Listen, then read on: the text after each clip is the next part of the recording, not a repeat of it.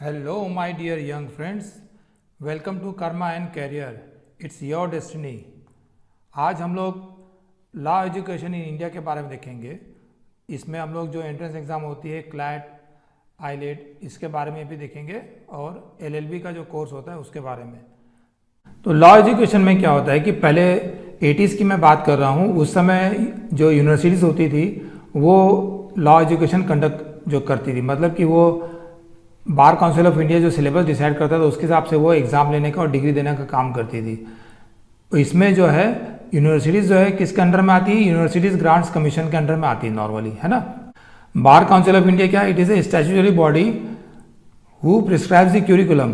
तो जो सिलेबस है क्या पढ़ाना है ये बीसीआई डिसाइड करता था और उसको कंडक्ट और डिग्री देने का काम करता था यूजीसी करता था।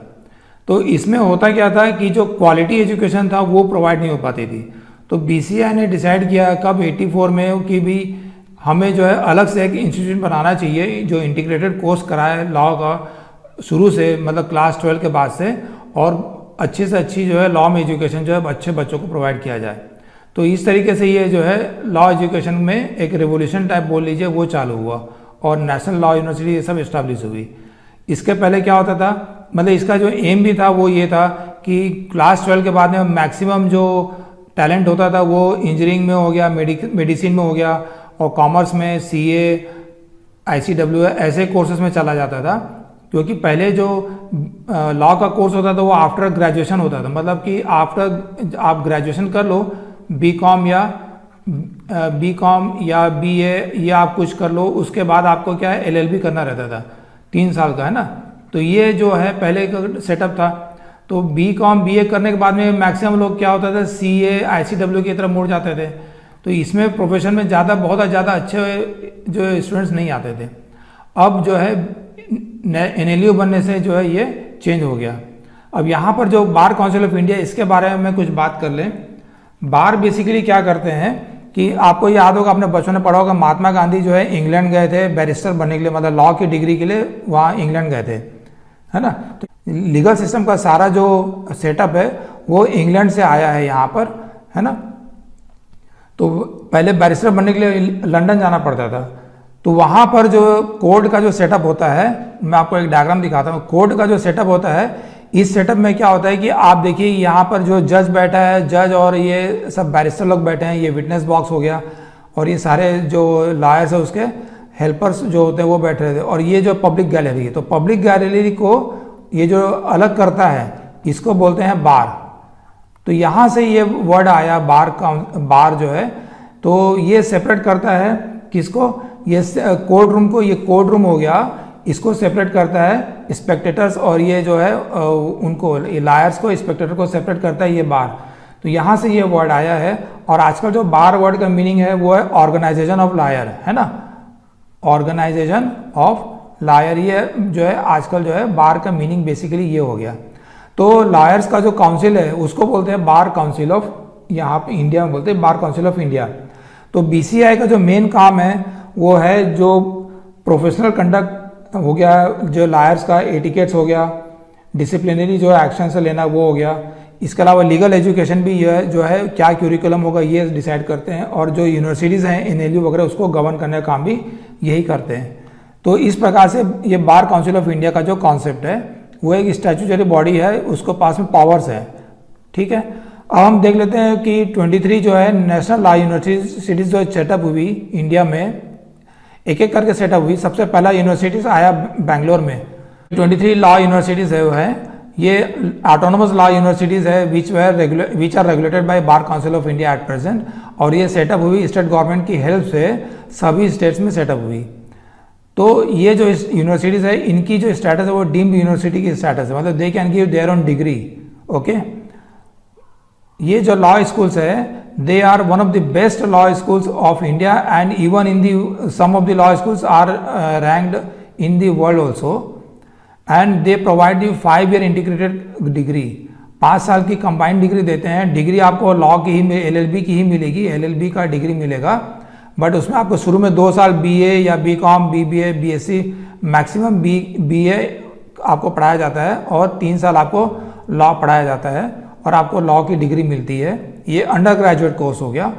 इसके बाद अगर आपको पोस्ट ग्रेजुएट कोर्स करना तो आप आगे पढ़ सकते हो। इसके अलावा जो लॉ स्कूल्स हैं, जो NLU जो बना है, उसका मेन थ्रस्ट क्या है, towards the education in the field of law and complementary social sciences. तो ये जो 23 नेशनल लॉ यूनिवर्सिटीज़ हैं, जो इंडिया में 23 लॉ यूनिवर्सिटीज़ जो सेटअप हुई है, उसका जो कहाँ पर है, ये आप वीडियो पॉज करके आप देख सकते हैं। सारे इंडिया में बेंगलोर, हैदराबाद, कोलकाता, ये सब 23 यूनिवर्सिटीज़ का नाम है यहाँ पर, जिसको नेशनल लॉ यूनिवर्सिटी बोलते हैं। इनकी एंट्रेंस एग्ज़ाम कंबाइंड होती है। ये कुछ फीचर्स हैं यूनिवर्सिटीज़ के। ये दिल्ली का हो गया NLU, ये हैदराबाद का NLU है, ये बेंगलोर का है, ये फर्स्ट वाला जो है, ये फर्स्ट जो है यूनिवर्सिटी है NLU इंडिया का, ये उड़ीसा का है। Now what about the LLB and LLM course. तो LLB और LLM जो कोर्स है, LLB तो आपका अंडर ग्रेजुएट कोर्स हो गया, तो UG कोर्स हो गया, और ये आपका PG कोर्स है, master of law PG course हो गया, ठीक है। तो बेसिकली लिगम बैकलॉरियस, ये जो वर्ड है ये लैटिन वर्ड है, और यहाँ से LLB जो है शॉर्ट फॉर्म डिराइव हुआ है, लिगम बैकलॉरियस। और आजकल जो है इसका फुल फॉर्म जो है वो कॉमनली हो गया बैचलर ऑफ लेजिस्लेटिव लॉ।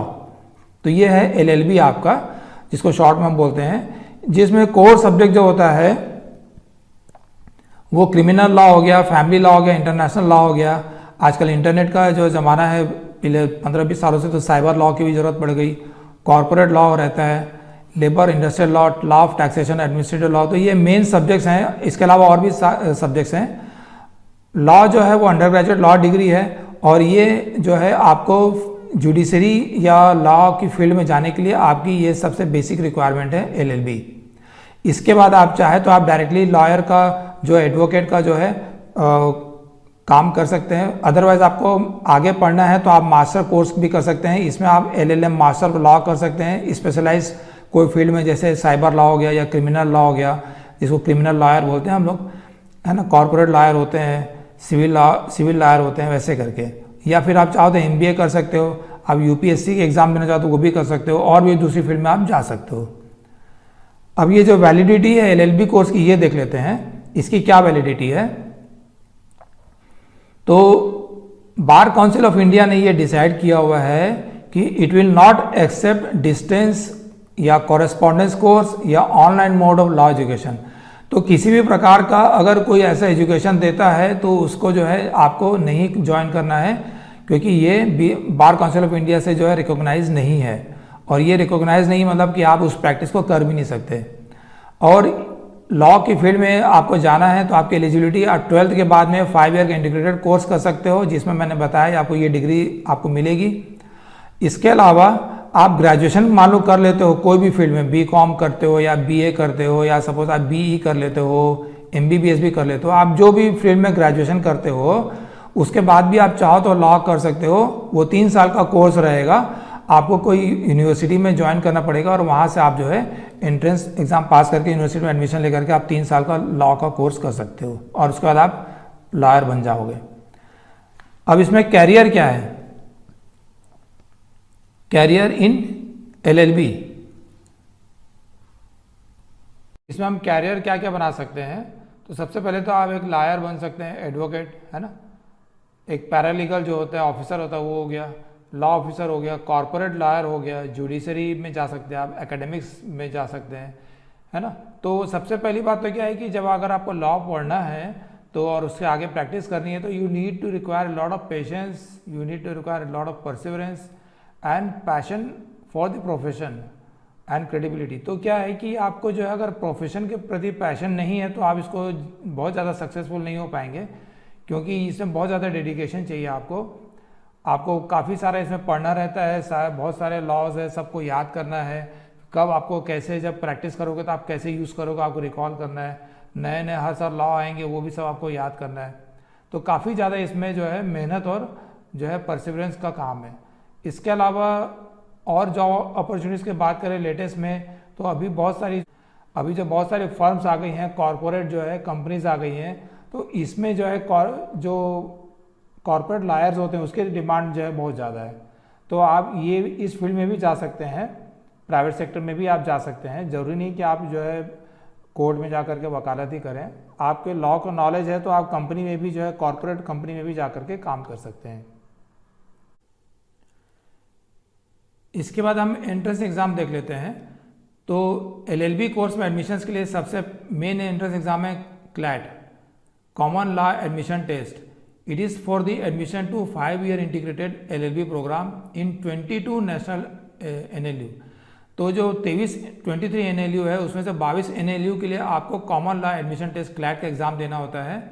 और एक एनएलयू जो बच गया वो है एनएलयू दिल्ली, उसके लिए आपको आईलेट करके जो होता है all India law entrance test, ये एग्ज़ाम आपको उसके लिए देना है। किसके लिए? एनएलयू दिल्ली के लिए अलग से। फिर इसके बाद एलसेट करके जो एग्ज़ाम होती है लॉ स्कूल एडमिशन टेस्ट, ये टेस्ट होता है for most of the private universities. ये भी आपको इंटीग्रेटेड 5 years का जो लॉ का कोर्स ही कराती है प्राइवेट यूनिवर्सिटीज़, बहुत अच्छी यूनिवर्सिटीज़ इसमें भी। इसके लिए आपको एलसेट का एग्ज़ाम देना होगा। अब ये जो कुछ गवर्नमेंट कॉलेजेस हैं जो ये एलसेट का स्कोर मांगती हैं, और इसके अलावा कुछ प्राइवेट इंस्टीट्यूट है वो भी एलसेट का स्कोर मांगती है। इसके अलावा जो है क्लैट का स्कोर, आईलेट का score one of the criteria for the entrance in various private institutes. तो ये भी जो है कई प्राइवेट कॉलेजेस में आपको एडमिशन लेने के लिए यूज़फुल है। अब कुछ यूनिवर्सिटीज़ जो है प्राइवेट में सिम्बायोसिस हो गया, बीएचयू हो गया, कैलकाटा हो गया, एएमयू हो गया, ये अपना खुद का एंट्रेंस टेस्ट लेती है। ये they take their own entrance test. तो इसके लिए आपको अलग से अपेयर होना है और पता करना है उनकी वेबसाइट में जाकर के ये कब होगी।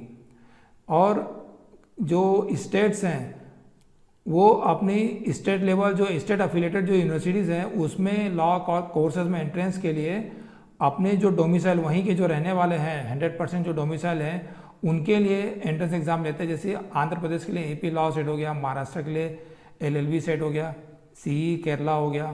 तो ये अपने स्टेट लेवल कॉलेजेस के लिए एंट्रेंस टेस्ट भी अलग से कंडक्ट होती है। तो इस तरीके से आपको जो है ध्यान रखना है कि जहाँ आपको एडमिशन लेना हो आप पहले से डिसाइड कर लें और उसके एडमिशन टेस्ट आप ज़रूर से दे पाएँ।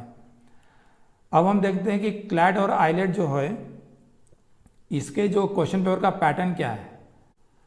तो क्लैट और आईलेट जो एग्ज़ाम है उसका जो क्वेश्चन पेपर का फॉर्मेट क्या है। तो यहाँ पर क्लैट और आईलेट आपको जैसे पता चला कि एनएलयू में एडमिशन के लिए रहेगा तो total marks upon total number of question, तो दोनों में 150 मार्क्स का जो है टोटल मार्क्स होंगे और 150 इसमें क्वेश्चंस होंगे। क्लैट का 2 आवर्स का ड्यूरेशन रहेगा, इसका 1.5 आवर्स का ड्यूरेशन रहेगा आईलेट का। मोड ऑफ एग्ज़ाम क्या है? ऑफलाइन रहेगा, मतलब आपको पेपर बेस्ड एग्ज़ाम देना पड़ेगा और सारे के सारे MCQs रहेंगे। इसमें निगेटिव मार्किंग होगी कि 0.25 मार्क्स। तो 1 नंबर का क्वेश्चन है, अगर आपने गलत किया तो आपको 1 नंबर तो नहीं मिलेगा, 0.25 जो है माइनस हो जाएगा। तो ये इस तरीके से आपका जो है माइनस मार्किंग भी इसमें होगी। अब इसमें जो टेस्ट एरियाज जो हैं वो क्या क्या है? टेस्ट एरियाज जो है एक तो इंग्लिश लैंग्वेज हो गया, इसमें इंग्लिश कॉम्प्रिहेंशन और कुछ मीनिंग्स वगैरह रहेंगे वर्ड्स के। तो इसके लगभग 30 क्वेश्चन हो गए, इसके 35 क्वेश्चन आएंगे, है ना। जो कि 1 नंबर का 1 क्वेश्चन होगा तो आप उसका मार्क्स भी समझ सकते हो, है ना। तो ये नंबर ऑफ क्वेश्चन हो गया या मार्क्स हो गए। तो ये इतने नंबर का क्वेश्चन आएगा इंग्लिश लैंग्वेज से। करंट अफेयर प्लस जीके का जो है वो लगभग 37-35 क्वेश्चन रहेंगे। लीगल रीजनिंग का कुछ क्वेश्चन रहेगा, 38-35 रहेगा। लॉजिकल रीजनिंग का क्वेश्चन रहेंगे, ये लगभग 30-35 क्वेश्चन हो गए। और मैथ्स के हो गए, मैथ्स के लिए जो है सिंपल मैथ्स के जो क्वेश्चन हो गए, है ना, जिसको हम एलिमेंट्री मैथ्स बोलते हैं, जो क्लास 10 तक का रहता है लेवल, वो एलिमेंट्री मैथ्स का जो क्वेश्चन है वो करीब 10-15 क्वेश्चन रहेंगे। अब इसमें ये जो बोलते हैं ये आपका जो IQ लेवल है उसके ऊपर डिपेंड करता है ये जो पेपर देना। आप बहुत ज़्यादा इसमें तैयारी करके कोशिश करेंगे तो शायद आपको उतना फ़ायदा ना हो, बट आप तैयारी थोड़ी बहुत करना ही पड़ेगा। बट इसमें आपका मेनली IQ लेवल चेक करते हैं। तो ये जो लीगल रीजनिंग का जैसे क्वेश्चन हो गया, ये करंट अफेयर्स में आप जो है तैयारी कर सकते हैं, but legal reasoning, logical reasoning हो गया, ये नॉर्मली बच्चों का IQ लेवल पे डिपेंड करता है कि वो उसका कैसा है। तो इस तरीके से सब्जेक्टिव आपका जो है एरियाज को ये चेक कर लेते हैं। और UG CLAT focuses on the comprehension and reasoning skills. ये जो टेस्ट है, ये टेस्ट जो है they are basically focused on the comprehension reasoning skills and this is the test of aptitude and skills and necessary for the legal education. तो ये आपके legal education के लिए बहुत ज़्यादा ज़रूरी है, इसीलिए ये जो है टेस्ट लिया जाता है। अब एग्ज़ाम का शेड्यूल और एलिजिबिलिटी देख लेते हैं। एग्ज़ाम का जो आपका शेड्यूल है वो क्या है। सबसे पहले तो जनवरी के मंथ में आपका जो है एप्लीकेशंस जो है ओपन होते हैं। ये आपको भर के मई तक भरने का रहेगा, अप्रैल या मई तक। एग्ज़ाम होगी आपकी जून में। कोई भी बच्चा 12th पास वाला, जिसमें 45% नॉर्मली बोलते हैं जनरल कैटेगरी वालों के लिए, ये दे सकता है एग्ज़ाम। और बार काउंसिल ऑफ इंडिया ने ये डिसाइड किया है कि इसमें कोई अपर या लोअर एज लिमिट नहीं रहेगा, तो कोई भी एज का बच्चा इसको दे सकता है। इसके अलावा अब हम फीस देख लेते हैं। फीस में जो है, मैं NLU की फ़ीस की खाली यहाँ पे बात कर रहा हूँ। NLU की फ़ीस जो है, ट्यूशन फीस 1 साल की पर ईयर की फ़ीस प्लस हॉस्टल का खर्चा और उसके जो मिसलेनियस लाइब्रेरी हो गया या एक्टिविटी अदर फीस होगी, उसको मिला करके जो है 5 साल का जो कोर्स होता है उसमें पर ईयर फीस जो है, मिनिमम फीस है 2 लाख रुपए। ये NLU रायपुर में है। और फीस जो है मैक्सिमम साइड में जो है वो 2,85,000, मतलब जो है लगभग 3 लाख रुपए मान के चलो आप, ये जाती है। NLU बेंगलोर में हो गया या दिल्ली हो गया, बड़ी NLU हो गई, उसके लिए हो गई। तो इस तरीके से 2 से 3 लाख रुपए फीस वैरी करती है। So this was all about CLAT and IELTS and law entrance examination. So if you like this profession, I would recommend definitely you should go for this and have a best of luck. So thank you and take care for today.